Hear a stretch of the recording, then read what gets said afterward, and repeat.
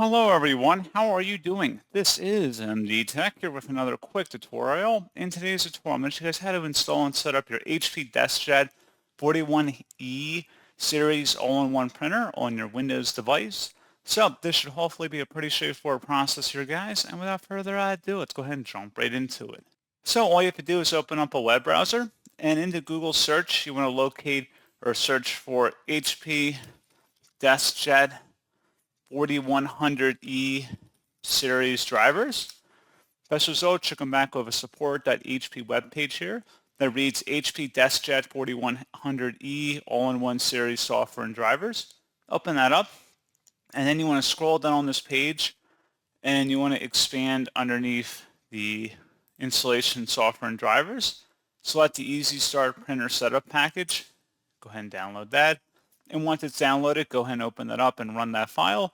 Should be a verified publisher, HP Inc. You want to select Yes to run it.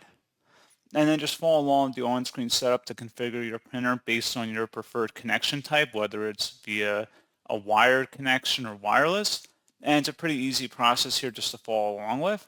So as always, thank you guys for watching this brief tutorial. I do hope that I was able to help you out, and I do look forward to catching you all in the next tutorial. Goodbye.